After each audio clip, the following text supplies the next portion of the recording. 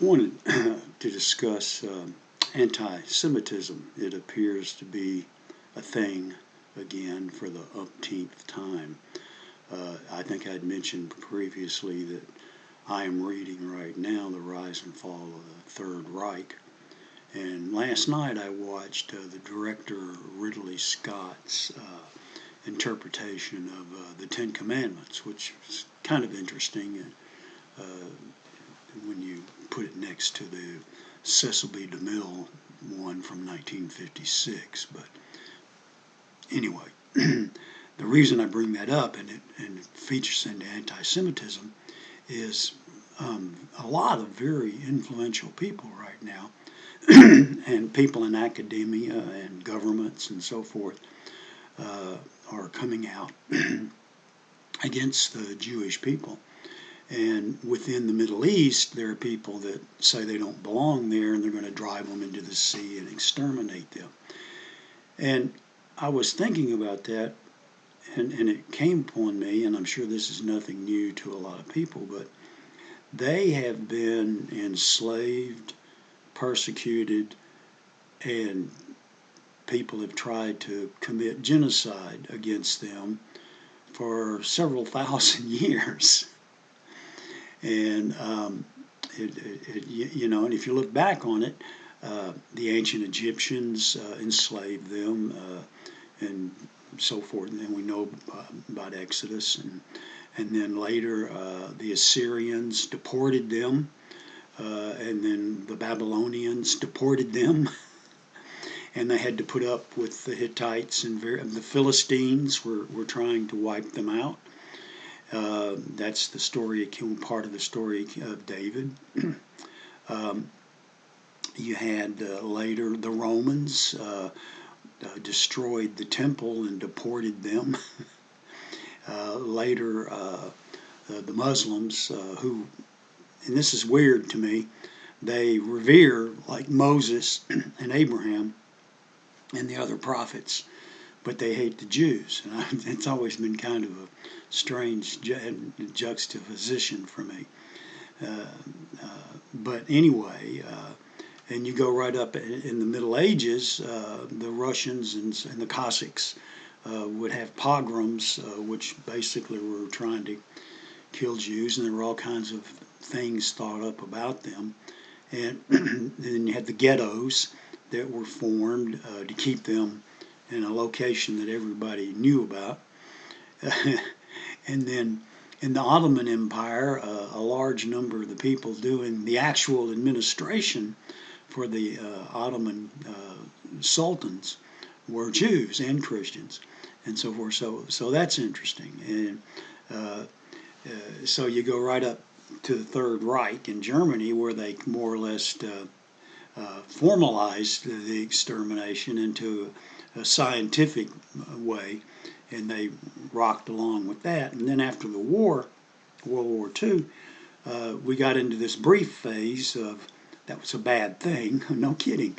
And so the British, who were in control of the area that people call Palestine, and this had really gone back to World War I, where an agreement had started being reached where they would be allowed to resettle in their ancient homeland. Well, and of course, after World War II, that kind of got worked out, and the state of Israel was founded, and then was it 47, and then the several million Arab states declared war on Israel and came at them from all sides, and they lost. The Arabs lost, and we've been going back and forth on that ever since. And you have the West Bank now, which the Jews more or less gave up to people calling themselves Palestinians and so forth, and they won't really establish peace until they can drive the Jews into the sea. This is a never-ending thing. Now we have politicians in the United States who are vehemently anti-Semitic with no apologies, and you have colleges trying to get their investment funds to not invest with any companies that do business with the Jews. Now, this diatribe or whatever long talk comes down to, I have a question. Has anybody thought about this? After all of that, 4,000 or 5,000 years, 4 words, they are still here. What happened to all the people who were bent on getting rid of them, wiping them out? Where are they? And no one, you have these people that go berserk. And there ain't that many Jews in the world. I mean, somebody told me the other day, and I don't know if this is correct, but there's only like 14 million in the world. And you've got a billion Muslims, and then a lot of Christians. However, there are a lot of Protestant denominations who stand with the Jewish state. And that's interesting because they see them as what they are, is the forerunner of themselves, and so on. But the thing about it's like the human race has to have somebody to hate. And if they don't have that, then they don't have anything. Most of the time,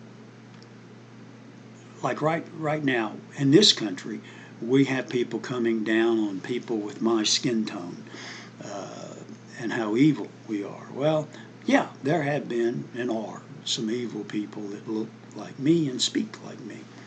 But there are other people of other skin tones who are just as evil or more so, and so forth and so on. So you can always go this back and forth, and it's silly. Human beings are human beings. And all of us, all cultures are looking to maintain a semblance of sane living for the people within their culture. And somehow, because somebody else looks at it different, then all of a sudden that's a hate thing. And it's not all of a sudden it builds. They don't look like you. It's like in Northern Ireland, you have Catholics and Protestants, and that's simmered down some now. But they look exactly alike. And technically, they're all from the Celtic, Scottish, Irish background. But one's Protestant, one's Catholic. In Somalia, you've got people who are all Muslim. But to me, they look alike. But they know the difference. And they hate each other. They hate us more. And so forth. So you get that. And for some reason, everybody, not everybody, but a lot of people can unite in hating the Jews. It's very interesting. And they've done a lot for the human race. I mean, if you look back on the mathematics and the science and the literature and the philosophy, I mean, you just go down the list, and their contribution has been gigantic. And not, I mean, yes, counting the Old Testament also, because that's a marvelous book. And then you get into the New Testament, the same thing. But anyway, I've probably gone longer than I wanted. But this whole, I mean, it's just like we kind of back off for a little while. Now we got to go back, and start all over again. And it's just like we're brain dead and we cannot remember anything. Y'all have a good day.